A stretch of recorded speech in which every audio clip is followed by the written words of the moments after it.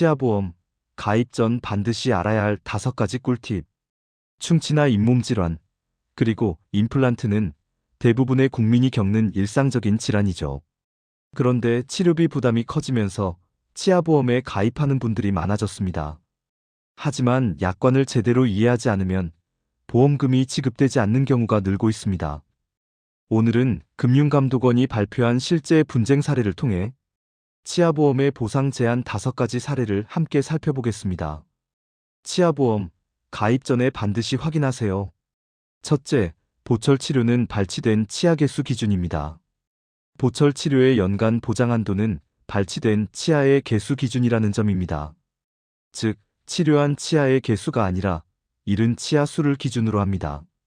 예를 들어, 한 해에 5개 치아를 잃었더라도 보험에서는 연간 한도 3개의 치아까지만 보상해주는 상품이 많습니다. 같은 치과 치료라도 보험사와 상품에 따라 한도가 다르기 때문에 가입 전 반드시 비교 확인해야 합니다.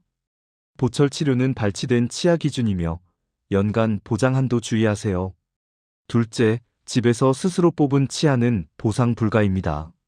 치과 진단 없이 스스로 발치한 경우 보험금이 지급되지 않는다는 점입니다. 보험사는 치과 의사가 치료를 위해 필요하다고 판단한 발치만 보상 대상으로 인정합니다. 즉, 스스로 뽑은 치아나 기록이 남지 않은 발치는 보험금 지급이 어렵습니다.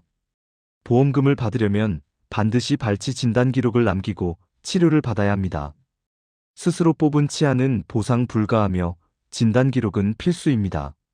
셋째, 사랑니, 교정 목적의 발치는 보장에서 제외됩니다. 사랑니나 교정 목적의 발치는 보장 대상에서 제외된다는 점입니다. 사랑니는 질병 치료 목적이 아니라 생리적, 교정 목적의 발치이기 때문이에요. 또 부정교합을 교정하기 위해 뽑는 발치 역시 보험금 지급 대상이 아닙니다. 사랑니, 교정 목적 발치는 보험금 지급에서 제외됩니다. 즉, 치료 목적이 아닌 심미적 목적의 발치는 보상되지 않으니 주의하세요. 넷째, 보장 개시일 이전 진단받은 충치 치료는 보상 불가합니다. 보험에 가입하기 전에 이미 진단받은 충치 치료는 보상되지 않는다는 점입니다. 치아보험은 계약 이후에 새로 발생한 질환을 기준으로 보상합니다. 가입 전에 충치가 발견되었다면 그 치료비는 약관상 면책기간에 해당되어 보험금이 나오지 않습니다. 단, 가입 이후 새로 생긴 충치는 보장받을 수 있습니다. 가입 전 진단받은 충치는 기왕증으로 보상이 불가합니다. 다섯째, 실효 후 부활시킨 계약은 다시 면책기간을 적용합니다. 마지막으로 실효된 치아보험을 나중에 부활시킨 경우 계약이 다시 시작된 날로부터 새로운 면책기간이 적용된다는 점입니다. 보험료를 미납해 계약이 해지됐다가 다시 부활시켰다면 부활일 90일 이후부터 보장이 재개됩니다. 따라서 부활 직후에 받은 치료는 보상 대상이 아닙니다.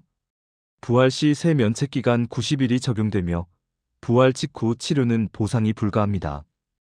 결론적으로 치아보험은 작은 치료에도 큰 도움이 되지만 약관을 이해하지 못하면 오히려 분쟁의 원인이 될 수 있습니다.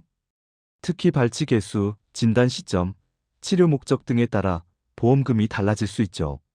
가입 전 반드시 상품 설명서를 확인하고 치료 전에는 보장 범위를 다시 한번 점검하세요. 좋아요와 구독은 당신의 권리를 지키는 힘입니다.